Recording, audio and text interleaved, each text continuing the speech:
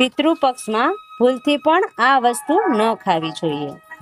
આ વર્ષે પિતૃપક્ષ 18 સપ્ટેમ્બર 2024 અને બુધવારથી શરૂ થઈ 2 ઓક્ટોબરે અસમાપ્ત થશે. હિન્દુ પંચાંગ અનુસાર પિતૃપક્ષ એટલે શ્રાદ્ધ ભાદરવા મહિનાની પૂનમથી શરૂ થાય છે, જે ભાદરવી અમાસના દિવસે સમાપ્ત થાય છે. પિતૃપક્ષમાં દરેક લોકોએ કેટલીક સાવચેતી રાખવી જોઈએ. પિતૃપક્ષના 16 દિવસ કોઈ પણ શુભ કે માંગલિક કાર્ય કરવામાં આવતું નથી. પિતૃપક્ષના ઘણા નિયમો શાસ્ત્રોમાં જણાવવામાં આવ્યા છે. જો તે નિયમોનું પાલન ન કરવામાં આવે તો પિતૃદોષનું કારણ બને છે. પિતૃદેવ નારાજ થઈ શકે છે. પિતૃપક્ષ દરમિયાન શુભ અને માંગલિક કાર્યો કરવાની સાથે સાથે કેટલીક એવી વસ્તુઓ પણ છે જે પિતૃપક્ષ દરમિયાન ભૂલથી પણ ન ખાવી જોઈએ. પિતૃપક્ષ પૂર્વજોને સમર્પિત છે, તેથી આ સમયે ભોજનનું વિશેષ મહત્વ છે. આ દરમિયાન પિતૃઓ માટે ભોજન અલગથી કાઢવામાં આવે છે. બ્રાહ્મણોને ભોજન ખવડાવવામાં આવે છે, પરંતુ શાસ્ત્રોમાં કેટલીક એવી વસ્તુઓનો પણ ઉલ્લેખ છે જે પિતૃપક્ષ દરમિયાન ભૂલથી પણ ન ખાવી જોઈએ. કેટલીક એવી વસ્તુઓ છે જેનું પિતૃપક્ષ દરમિયાન ન તો સેવન કરવું જોઈએ અને ન તો વસ્તુઓ પિતૃ કે બ્રાહ્મણને અર્પણ કરવી જોઈએ. તો ચાલો જાણીએ પિતૃપક્ષ દરમિયાન એવી કઈ વસ્તુઓ છે જેનું સેવન ભૂલથી પણ ન કરવું જોઈએ. એ જાણીએ તે પહેલા જો તમે પણ તમારા પિતૃદેવના આશીર્વાદ મેળવવા માંગો છો તો કોમેન્ટ બોક્સમાં પિતૃદેવો નમઃ જરૂરથી લખજો. આ વિડીયોને લાઈક કરજો, ચેનલને જરૂરથી સબસ્ક્રાઈબ કરશો. આ વિડીયો છેલ્લે સુધી જોતા રહેજો. પિતૃપક્ષ દરમિયાન ઘરમાં મસૂરની દાળ ન ખાવી જોઈએ. શાસ્ત્રોમાં તેને વર્જિત માનવામાં આવે છે. પિતૃપક્ષ દરમિયાન મસૂરની દાળ સિવાય કાળું મીઠું અને કાળું જીરું પણ ન ખાવું જોઈએ અને બ્રાહ્મણોના ભોજનમાં આ વસ્તુઓનો સમાવેશ પણ ન કરવો જોઈએ. પિતૃપક્ષ દરમિયાન ગાયનું દૂધ પીવાનું ટાળવું જોઈએ. ખાસ કરીને તે ગાય જેણે તાજેતરમાં વાછરડાને જન્મ આપ્યો છે. ભૂલથી પણ આવી ગાયના દૂધનું સેવન ન કરો. પિતૃપક્ષ દરમિયાન ખીર ચોક્કસપણે તૈયાર કરવામાં આવે છે અને પૂર્વજો અને બ્રાહ્મણોને અર્પણ કરવામાં આવે છે. એટલા માટે પિતૃપક્ષ દરમિયાન તમે દૂધમાંથી ખીર શકો છો અને તેને અર્પણ કરી શકો છો. તેને પ્રસાદ તરીકે સ્વીકારી પણ શકો છો, પરંતુ ખાલી દૂધનું સેવન ન કરો. એટલે કે દૂધનું સીધું સેવન ન કરવું જોઈએ. શ્રાદ્ધ પક્ષ દરમિયાન પિતૃઓના ભોજનમાં લીંબુ નાખવામાં આવતું નથી. તમારા ભોજનમાં તમે લીંબુનું સેવન કરી શકો છો, પરંતુ પિતૃઓના ભોજનમાં અને બ્રાહ્મણોના ભોજનમાં લીંબુ ન નાખવું જોઈએ. પિતૃપક્ષ દરમિયાન કઢી બનાવી અને ખાવાની પણ મનાઈ છે. આનું ખાસ ધ્યાન રાખજો.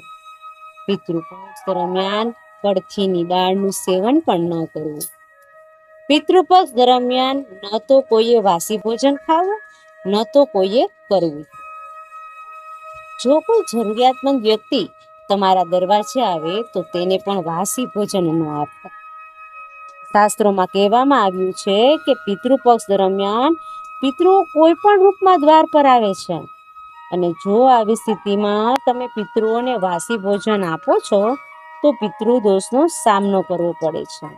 તેથી ખાસ ધ્યાન રાખો કે તમે વાસી ખોરાક ન ખાઓ અને ન કોઈને આપો.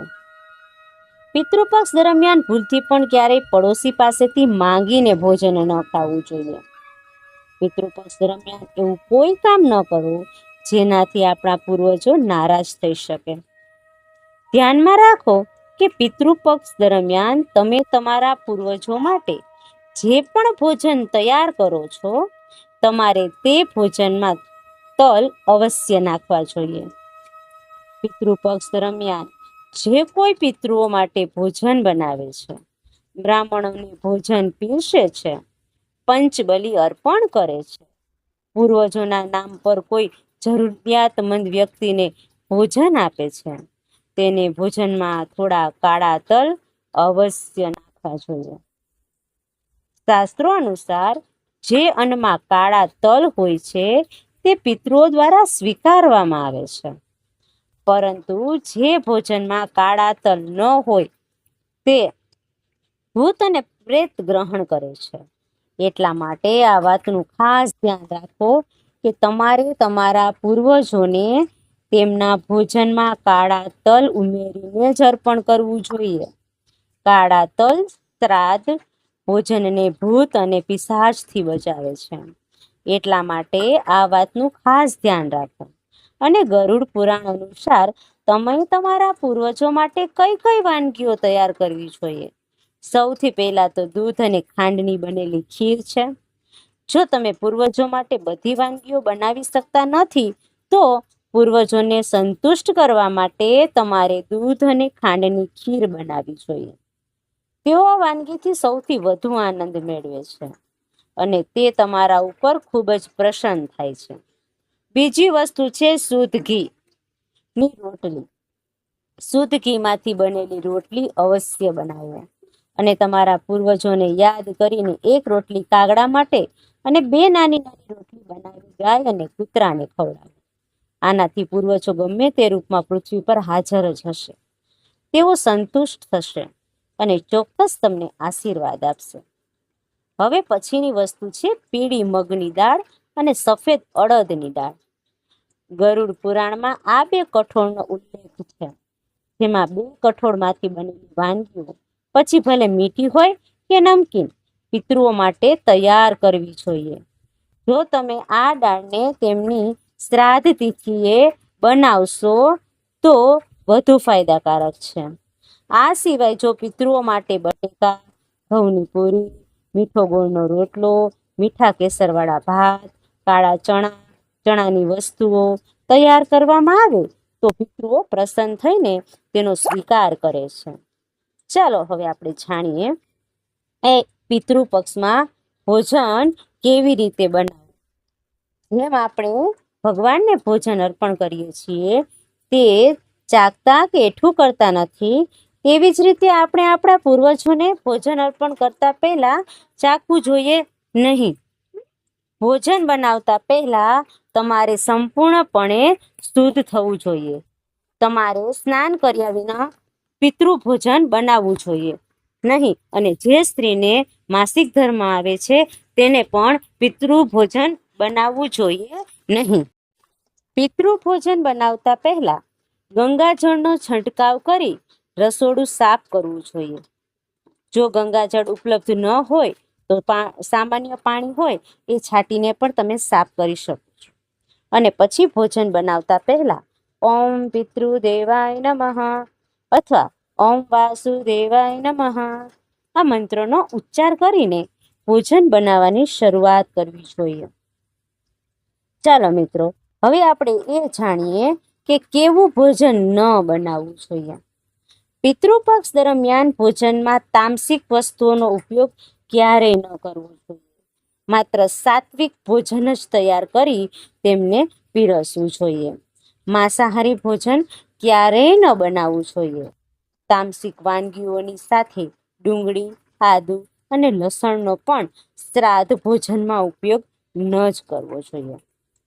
ભોજનમાં આ વસ્તુઓનો ઉપયોગ કરીને પૂર્વજો ખોરાકનું સેવન કરી શકતા નથી અને તેઓ ભૂખ્યા પેટે પિતૃલોકમાં પાછા ચાલ્યા જાય. પૂર્વજોના ભોજનમાં વધુ પડતા તેજ મસાલાનો ઉપયોગ કરશો નહીં. ભોજન શક્ય એટલું મીઠું અને સાત્વિક બનાવવું જોઈએ, જેથી કરીને પિતૃઓ તેને સરળતાથી સ્વીકારી શકે. આ સૌથી મહત્વની બાબત છે જે અમે તમને કહેવા માંગીએ છીએ. આપણે પિતૃઓને ભોજન તો પીરસી દઈએ છીએ અથવા તો તેનો ભોગ પિતૃઓના ફોટાની સામે અર્પણ કરી દઈએ છીએ અથવા તો ગાય અને કૂતરાને પણ ખવડાવી દઈએ છીએ. પરંતુ આપણે ભોજન સાથે જળ આપવાનું ભૂલી જઈએ છીએ. મિત્રો, ખાસ અગત્યની બાબત છે. સૌથી મહત્વની બાબત એ પણ છે કે પાણી અર્પણ કરવું જ જોઈએ. પિતૃપક્ષ દરમિયાન જળ અર્પણ કરો, જેથી કરીને પૂર્વજો તરસ્યા પિતૃલોકમાં ન જાય. આ રીતે તમે તમારા પૂર્વજોને ખવડાવીને સંતુષ્ટ કરી શકો છો. પિતૃપક્ષના 16 દિવસે કોઈને પણ આ વસ્તુ ઉધારમાં ન આપો અને ન તો કોઈની પાસેથી માંગવી જોઈએ, નહીં તો તમારા પરિવારમાં ગરીબી આવશે. તમારા પૂર્વજો તમારા ઘરનો ત્યાગ કરી શકે. પિતૃપક્ષ દરમિયાન કોઈ વ્યક્તિ કોઈને ઉધાર આપે છે કે કોઈ પાસેથી વસ્તુ ઉધાર લઈ લે છે, તો તેના જીવનમાં દરિદ્રતા આવી જાય છે. એટલા માટે જ પિતૃપક્ષના દિવસોમાં આવું ન કરવું. ભારતમાં દાન પુણ્ય કરવાની પરંપરા છે. દરેક વ્યક્તિ દાન કરીને પિતૃપક્ષનો લાભ લે છે અને તેમના આશીર્વાદ મેળવે છે. પરંતુ ખાસ કરીને પિતૃપક્ષ દરમિયાન તમારે ન તો આ 2 પ્રકારના કપડાં ખરીદવા જોઈએ, ન તો કોઈને આપવા જોઈએ. તે છે કાળા અને સફેદ કપડાં. પિતૃપક્ષ દરમિયાન સફેદ વસ્ત્રોનું દાન કરવાથી આપણા પિતૃઓ પ્રસન્ન થાય છે અને પિતૃદોષ ઓછો થાય છે. એવું માનવામાં આવે છે કે જો તમે પિતૃપક્ષ દરમિયાન કાળા કપડાનું દાન કરો છો, તો તમને તમારા પૂર્વજો દ્વારા શ્રાપ મળે છે અને તેની અસર તમારા જીવન પર પણ પડે છે. ખાસ કરીને કાળા કપડાં ક્યારેય કોઈને દાનમાં ન આપવા.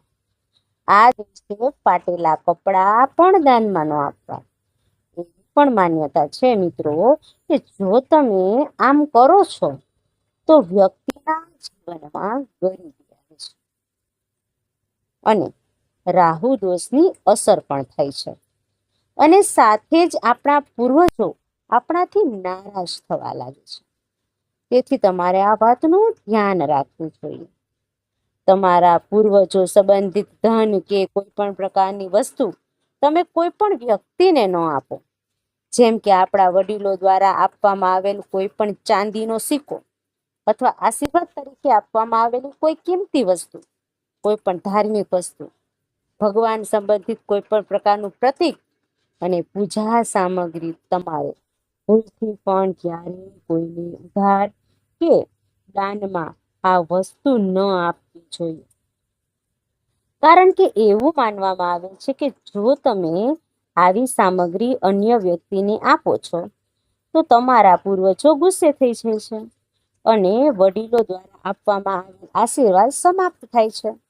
આનાથી પિતૃદોષ પણ લાગે છે અને તમારા પૂર્વજો તમારા માટે જે કરવાના હતા ને તે તમે પ્રાપ્ત કરી શકતા નથી. તો સૌથી પહેલા તમારે આ વાતનું ધ્યાન રાખવું જોઈએ. વડીલો તરફથી આદરના ચિહ્ન તરીકે મળેલી કોઈ પણ વસ્તુ ક્યારે પણ કોઈને ન આપવી જોઈએ અને હંમેશા કાળજીપૂર્વક રાખવી જોઈએ. શ્રાદ્ધ પક્ષ દરમિયાન આપણે આપણા પૂર્વજોને તર્પણ કરીએ છીએ, પિંડનું દાન કરીએ છીએ અને ગંગામાં સ્નાન કરીએ છીએ. પિતૃપક્ષ દરમિયાન ખાસ કરીને સફેદ વસ્તુઓ ચડાવવામાં આવે છે.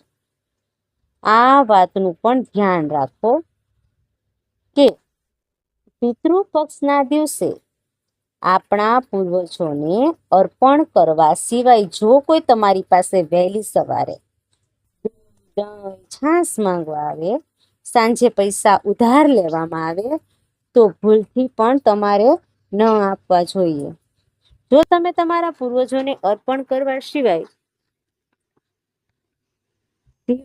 બીજું કંઈ કરો છો તો તમારે પૂર્વજો ગુસ્સે થઈ જાય છે અને તમારા પૂર્વજોના ક્રોધનો સામનો કરવો પડે છે. જો તમે તમારા પૂર્વજોને અર્પણ કરવા સિવાય બીજું પણ કંઈ કરો છો તો તમારા પૂર્વજો ગુસ્સે થશે અને તમારા પૂર્વજોના ક્રોધનો સામનો કરવો પડશે. એટલા માટે પિતૃપક્ષ દરમિયાન કોઈ પણ વ્યવહાર ન કરવો. તેવી જ રીતે પિતૃપક્ષ ધન સંપત્તિ સાથે જોડાયેલા છે. પિતૃપક્ષ દરમિયાન આપણા પૂર્વજો ભૌતિક રીતે પૃથ્વી પર આવે છે અને આપણા ઘરમાં તેનું આગમન અને તેમના આશીર્વાદ સુખ અને સમૃદ્ધિમાં ફેરવાય છે. જો તમે ધન અને સમૃદ્ધિ પ્રાપ્ત કરવા માંગો છો તો તમારે ધ્યાનમાં રાખવું જોઈએ કે પિતૃપક્ષ દરમિયાન જો કોઈ વ્યક્તિ તમારી પાસે ભૂલથી પણ ઉધાર લેવા આવે તો તેને ઉધાર ન આપવા, અને આવી સ્થિતિમાં તમારે ઉધાર ન આપવો, બીજા પાસેથી ઉધાર ન માંગવો. એવી પણ માન્યતા છે કે પિતૃપક્ષ દરમિયાન જે પૈસા ઉછીને આપો છો અથવા લો છો ત્યારે પાછા આવતા જ નથી, પરંતુ આ સમયે આપનાર અને લેનાર બંને દેવામાં ડૂબી જાય છે. આનાથી પિતૃઓનો શ્રાપ લાગે છે. પિતૃપક્ષમાં ચોખા સાથે કાળા તલ મિક્સ કરી દાન કરવાથી પિતૃદોષ હંમેશા માટે દૂર થઈ જાય છે. આપણા પૂર્વજો ખુશ થાય છે. રોટલીમાં ગોળ અને થોડા કાળા તલ નાખીને ગાયને ખવડાવવાથી પિતૃદોષ કાયમ માટે દૂર થઈ જાય છે. તાંબાના વાસણમાં થોડું ગંગાજળ મિક્સ કરી તેમાં થોડા તલ ઉમેરી પીપળાના ઝાડના મૂળમાં ચડાવવાથી પિતૃદોષ કાયમ માટે દૂર થઈ જાય છે.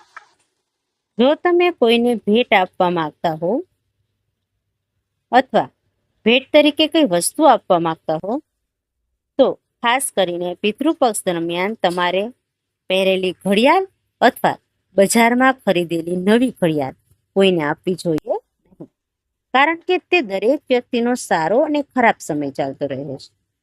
તમારે કોઈની પાસેથી ઘડિયાળ ન લેવી જોઈએ. જે કોઈનો સમય સારો છે અથવા તમે પણ સારો સમય પસાર કરી રહ્યા છો, અને જો તમે તમારો સમય બીજા કોઈને આપો છો તો આવનાર સમયમાં તમને સારા પરિણામો જોવા નહીં મળે. પિતૃપક્ષ દરમિયાન પતિ પત્નીએ અંતર જાળવવું જોઈએ, કારણ આ સમય દરમિયાન આપણા પૂર્વજો આપણા ઘરની અંદર આપણી આસપાસ હાજર, અને જો તમે આમ કરશો તો આપણા પૂર્વજો ગુસ્સે થઈને ચાલ્યા જશે. સ્ત્રીઓને એવી આદત હોય છે કે જ્યારે રસોડામાં કોઈ પણ પ્રકારની ચીજ વસ્તુની અછત હોય ત્યારે તેઓ તેમના પડોશીના ઘરે જઈને વસ્તુ માંગતા હોય છે. તેના ઘરેથી તેલ, ઘી, હળદર માંગવામાં આવે છે. આ 3 વસ્તુઓને સૌભાગ્યનું પ્રતીક માનવામાં આવે છે. ખાસ કરીને પિતૃપક્ષ દરમિયાન જે ઘરમાં આ વસ્તુઓ હોય છે ત્યાં સુખ સમૃદ્ધિ રહે છે. તેથી પિતૃપક્ષ દરમિયાન તમારે ભૂલથી પણ તમારા ઘરમાંથી આવી કોઈ વસ્તુ ઉધાર આપવી નહીં અને ન લેવી. જો તમે પણ આ ભૂલ કરશો તો તમારા પરિવાર પર દુઃખદ પરિણામ આવી શકે છે અને તમારા ઘરની સુખ સમૃદ્ધિ બીજાના ઘરે છે.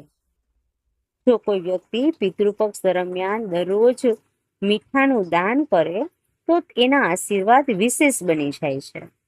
તેમના પૂર્વજોના આશીર્વાદ હંમેશા તેમના પર વરસતા રહે છે. તમારે દરેક સંજોગોમાં પિતૃપક્ષ દરમિયાન મીઠાનું દાન કરવું જોઈએ. મીઠાનું દાન ગુપ્ત દાન માનવામાં આવે છે.